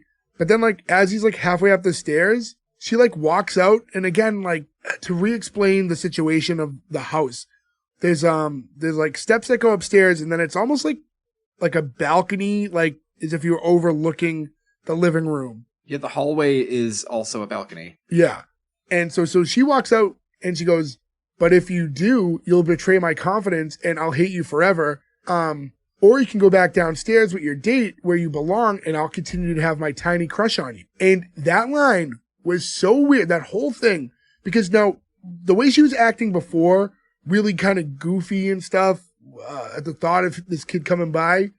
And then she walked out here with this weird ultimatum and very confident in the way she spoke and is dressed different. I thought that at first that this was his imagination. I thought like this was going to like be like a whole flash scene that was going to cut back and not be the reality because of the way it happened. I don't know if you guys... It's another one of those things that kind of made you feel like you were missing an episode and that this wasn't the pilot. I got that feeling a few times throughout this episode. Ferg mentioned it up front. But this was like probably the prime moment that I was like, what did I miss here? It was like, so confusing because she just became a whole different... Something about the saying I'll continue to have my tiny crush on you Didn't part. fit. Yeah, what kind of a weird ultimatum is that? That's what made it feel like fantasy, like he was like dreaming it all of a sudden. I thought like it Also, was why like, did it work? Like, does Charles want Thank this you. fucking 8-year-old, Right? 8th grader to like ban That him? is Like, the issue I had with it. That he's like, oh, I don't want her to lose her crush on me. Like, Yeah. hey, Charles, that shouldn't be an issue there, Well, bud. I think it was probably more the, you'll betray my trust part, more than the I need this girl to have a crush on me. But Yeah, but you see it the way you see it. He's gonna have to go on Bob Loblaw's Loblog and figure Yeah. out whether or not this is something he can actually deal with. it was just really, really strange. And then he goes and opens the closet and Jason's there, and he went there knowing he was in there and starts going over his options with him. And again, this is why I'm like, is this all a fantasy sequence? Because that seemed weird too. He's going to the closet to ask this 10-year-old for advice. And he goes on for a minute until Jason reminds him that he has a date waiting in the living room, wondering why he's talking to a closet.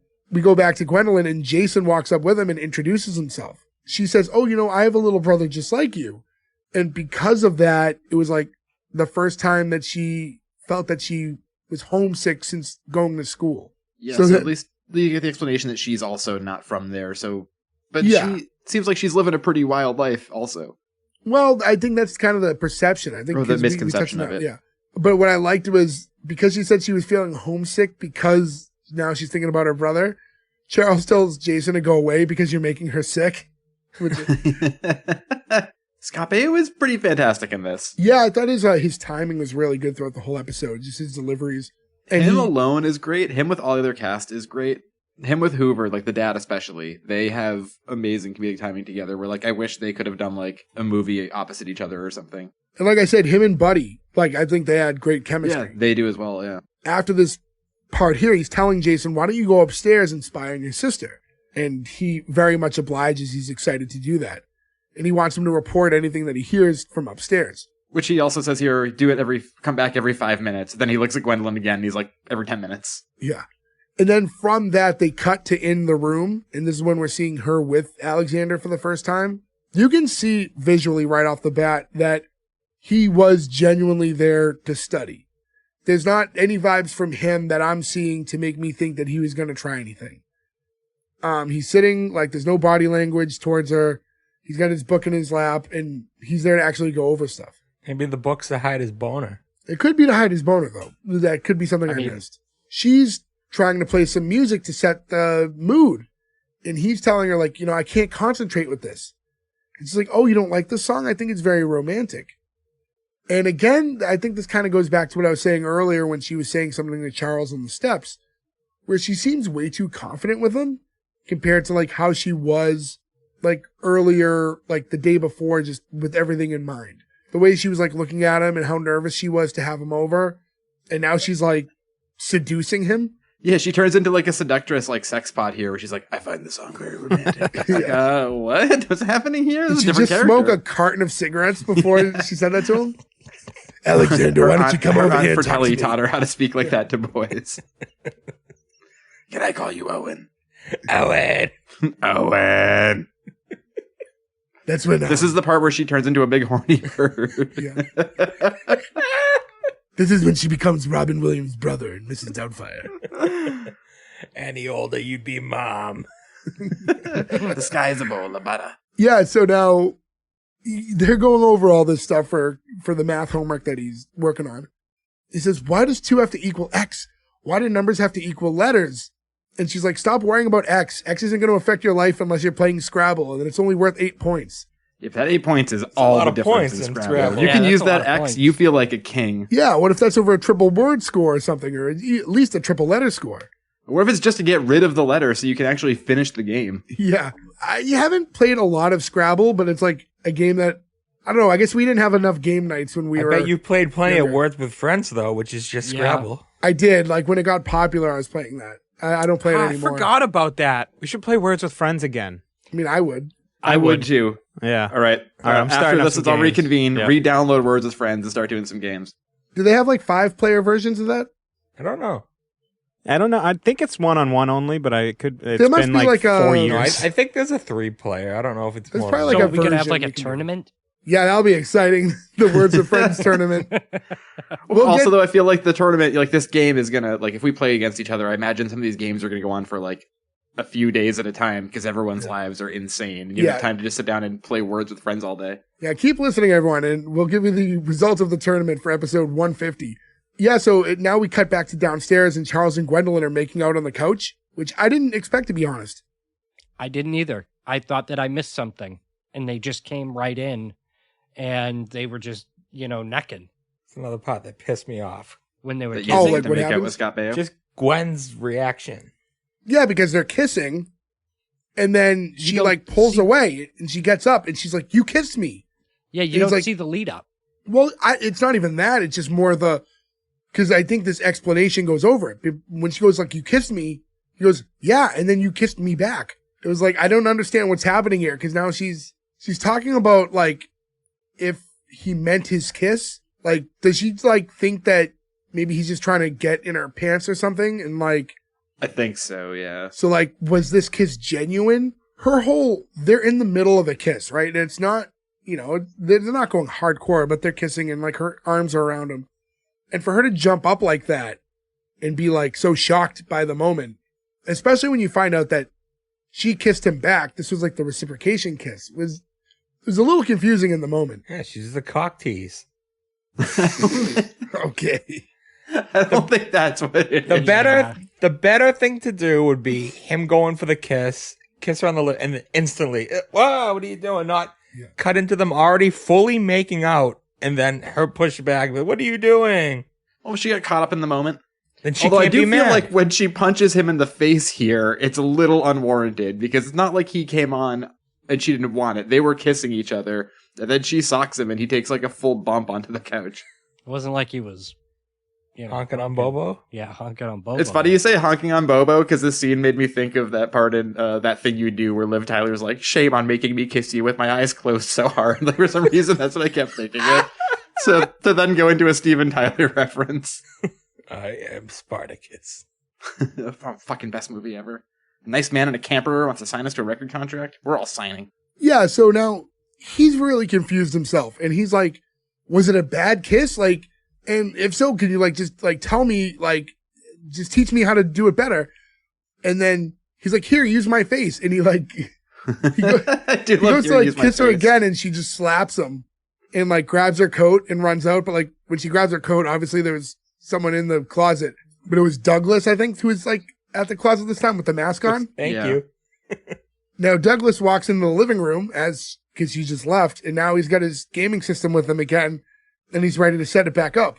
He's dragging it like Linus from the Peanuts with his Yeah. blanket behind him too. He just comes right in with it and just slams it down.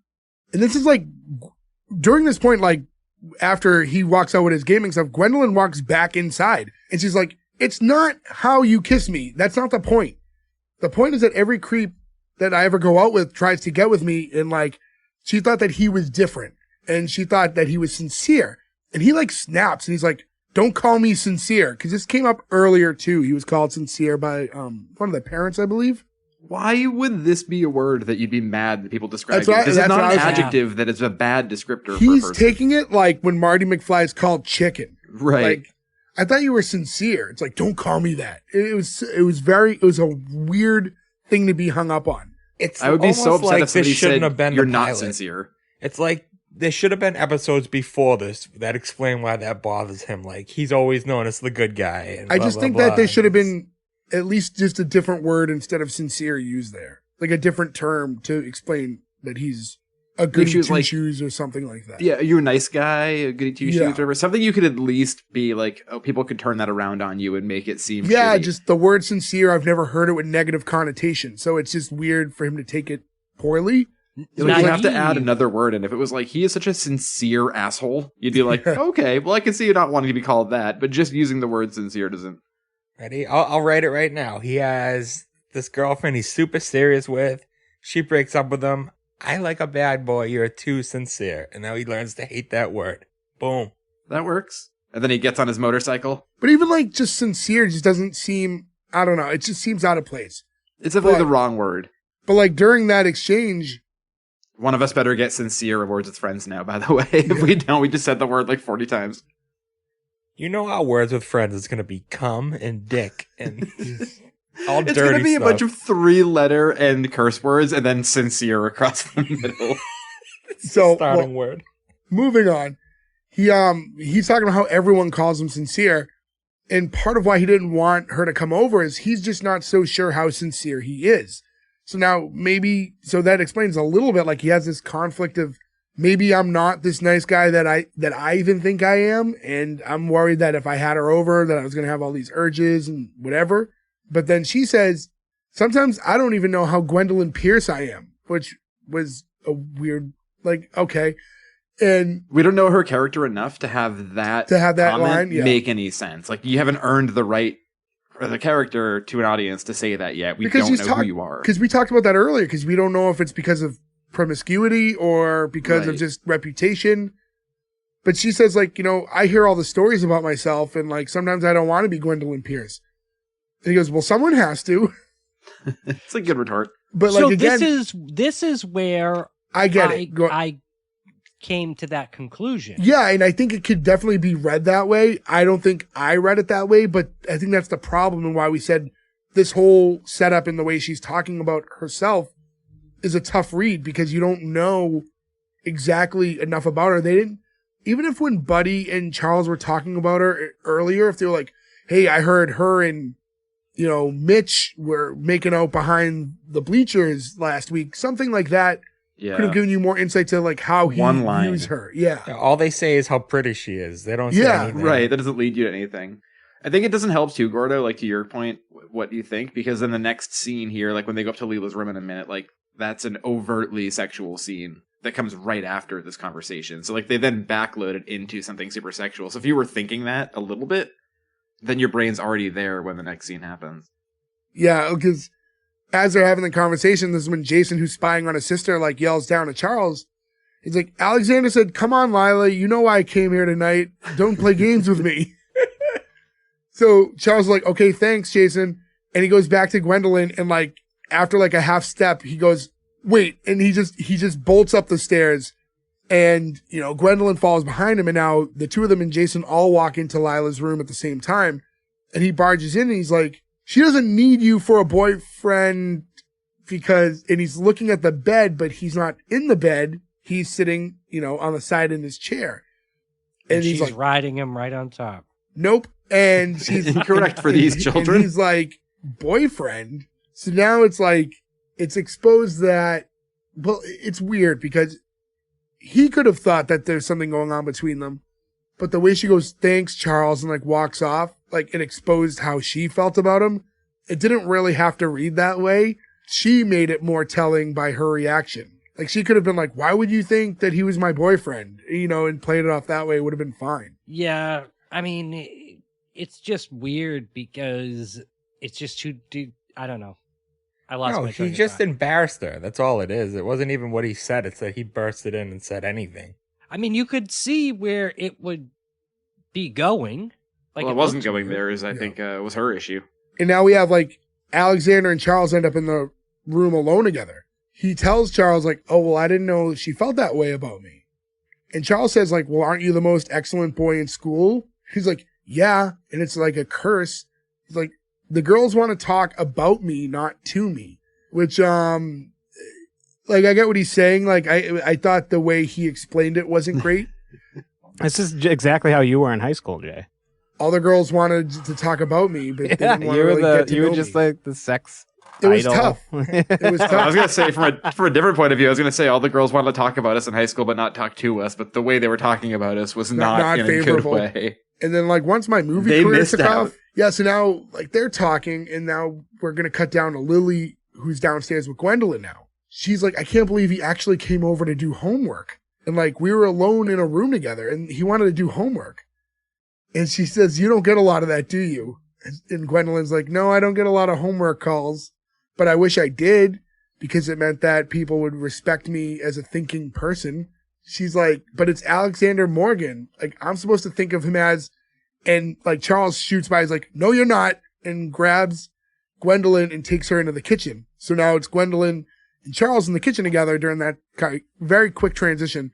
And he tells her, like, all day I've been under pressure because, like, you weren't a person to me. Like, you were a name and a sigh. Like, Gwendolyn Pierce, I really like that line. It's a really great way. I mean, some of the writing in this show is really kind of weird and off, but some of the writing is so good. And just the line, "You were a name and a sigh," I think is kind of a perfect line. Yeah, and and he's telling her, like, once you walked in the room, like, that's when you became you, and I got to talk to you and get to know you. And like, by the time I kissed you, I wasn't kissing Gwendolyn Pierce. I was kissing you because, like, I got to know you. Just because you're Gwendolyn Pierce isn't going to stop me from kissing you again. They kiss again, and she asks if he meant that. And he goes, sincerely, which was nice. That was a nice little callback to him. Episode is king of the callbacks, man. He's accepting his own role as a sincere man, I guess. So now we go back into we lead into the worst pickup line in the history of pickup lines. Wah, wah, wah.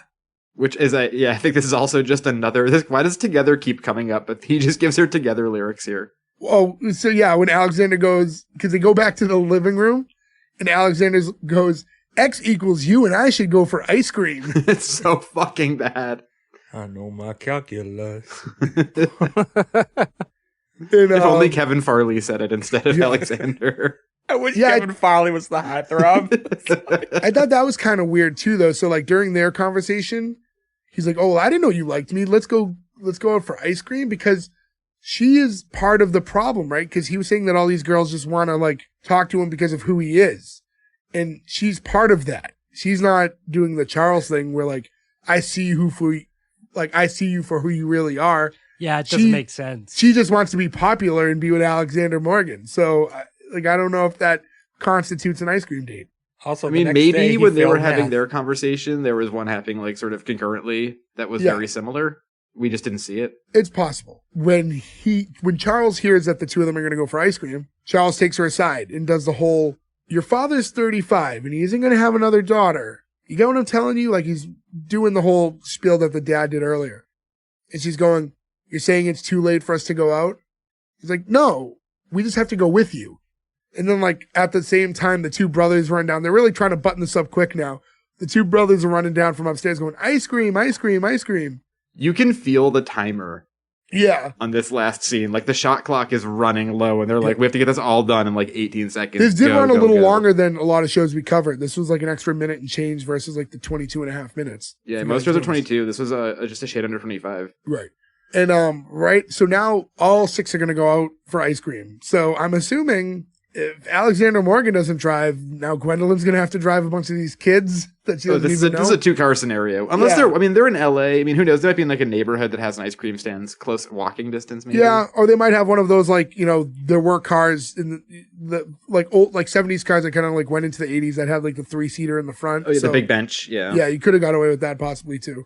They're definitely in a situation where they're in one of those station wagons where there's a seat that faced out the back right now driving to get ice cream. Yeah. But they use 80s Uber. Oh, 80s Uber. Taxis is what they were called.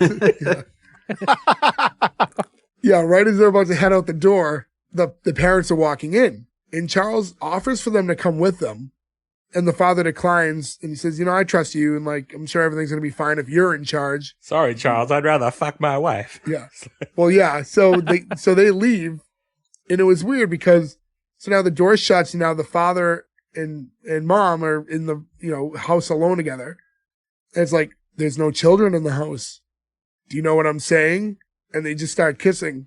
Horny parents in sitcoms. That's a thing all the time, right? It's got to be the biggest trope out there. 9 months later, 4 baby turtles. Yeah. I'm sorry, you can't go with that trope for this one because they don't take care of their own goddamn kids. So they can afford a nanny. It doesn't matter how many they pump out then. Well, although they don't have to watch the kids, they still live in the house with the kids. So the opportunity, I guess, to have the house to themselves, possibly. But yeah, so they're kissing. He starts saying, to his wife, this whole Charles thing is starting to turn out to be a very good idea. And it cuts to Charles, who's still standing in front of the door alone at this point, and just goes, "I can't help it." I don't know. I thought they kind of buttoned it poorly with him just even hearing that through the door, but him speaking to himself and like tossing his keys up to himself and walking off is kind of a weird end to the episode. It was almost like they broke the fourth wall there because he was like kind of talking to the camera like, "Yep, I know it is." It would have been better if they didn't waste the in charge line 30 seconds before this. If he looked at the camera and was like, "Guess I'm in charge." Dun, dun, dun, dun, No, dun, that would have been terrible. No, that would have been awful. dun, dun, dun, dun, What dun. it is this shouldn't Dun, have been dun, dun, a dun. pilot. This shouldn't have been a pilot because there should have been the origin. Although I said I liked how they did it earlier, but the dad should have had a problem with him living there before. And now he's coming around to it where this would make sense. Like, oh, this is working out. I like this Charles being in charge thing. But he said that twice throughout the episode. This is like the second or third time. Yeah, that it's he just said He the it. first said time. it twice, so that means did he not like it before? He probably was apprehensive about a grown-ass man watching his children. Right, but we didn't get to see that, is what Ferg's saying. Yeah. Yeah, no, the pilot should have been the first, like you said, the first day he moves in there, right? Like that's what this show needed to be. I don't know. We talked about it earlier. It doesn't always need to be that. No, but I think in this one, every question that we raised, we're like, we don't know this story, or we don't know this or that. I think this would have been a great second episode, but maybe I think this works as a really good pilot, actually. So maybe not, but maybe they probably did it, but maybe you do a flashback episode at some Is there point. an unaired pilot like to this? Not- like I don't think Not so. to my knowledge. Not It's to my tough to get knowledge. into this, too, without doing the green light or cancel first. Yeah. Has a lot to do with Which obviously we'll get into in a minute. I don't know if there's anything else you guys want to touch on about the show. The only thing I wanted to bring up is like, I guess because I just like the character so much, I felt an absence when Buddy leaves and he was such a strong part of that first scene. Like he really took over that scene more so than Charles originally. So for him to have such a strong presence to start the show and then disappear after a few minutes and never return seemed a little weird to me. Do you think that some of that, though, is being clouded by you knowing how much of a character he is on the show? I don't know. Because I tried to separate it myself, where I was like, this is like the neighbor character in a show, right? Where like he pops in for a minute, you think he's really funny, you know he's going to come in every episode, Yeah. but he doesn't need to be in all of this. And if the premise for this episode is a date, he necessarily wouldn't be around for No, it. it's been a long time since I've seen the show, so it's not like I have like format in my head or anything. But I just think because it was the first scene and he was like the person with maybe the most lines to start the episode, it just seemed weird for him to. If you're watching this blind, it almost comes off like he's in a way just as much of a character as Charles is because of how dialogue heavy he was to start the episode. So then for him to completely vanish. Like, I could have seen a point where Charles is in the living room with Gwendolyn, he's talking to her, and you see Buddy looking through the window at them or something, and, like, thumbs-upping him or something. Like, I could have seen something like that making sense. Yeah, but I'm glad they didn't do that, though. Like, I didn't feel like there was a loss without him. And I've never seen it. Like, it's cool, he's got his friend, but, like, he shouldn't have been in the rest of the episode. We should have been setting up the family. Like, we got the friend, that was cool, now move on. Yeah, I do appreciate Gordo's take on this one, just because I feel like we've seen so many episodes of it that Buddy is just such an ingrained character that's hard to separate it sometimes. It could be. You know what's weird for this this too? TV shows like this, I feel like I almost always have like the record to pull out. It actually just genuinely surprised me they didn't release this as a single. For how catchy of a song this is and for how big of a show it was, I can't believe there's not a Charles in Charge record. Press it. I mean, I'll make a bootleg of this. Good luck selling them, but We'll talk off air. They're probably a good aftermarket, black market copies of the Charles in Charge theme song record. No, just make one with a bunch of other theme songs. You can probably sell So that. I can make sure I get sued by multiple people and not just one. and like Michael Jacobs was one of the writers of the song. Yeah, the girl who sings this, Shandy Cinnamon, I don't have any records by her, but she did, when I looked her up on... Her name's Shandy Cinnamon. Her name is Shandy Cinnamon. Is she a stripper at that Clearly place? not her real That name. truck stop on McClellan? Stripper at the Peppermint Hippo. The Peppermint Hippo. But She wrote one of the big songs at Flashdance, so like that was like her big claim to fame. And she wrote a song on a record I have. So she was doing other stuff, and she has albums out, but the fact that they didn't capitalize on giving her this as a record seems so weird to me. I'm allergic to cinnamon. yeah, so we covered this in pretty good length. I guess the only thing to do now is green light or cancel. I'll go in the order I'm currently seeing you in. So Gordo, I'm going to start with you. So I wasn't in love with this, but I didn't hate it. And I think it did something different that other pilots don't do, is just kind of drop you off in the middle of the story, pick up and go. And ultimately, I do want to see a second episode, even though I want a yellow lighting. So, green light from me. Joe. Yeah, I mean, I love this. This was my pick this week. I had not seen this show. Forgot to bring that up, by the way. I apologize. Usually I like to That's- get that out of the way early. That's fine.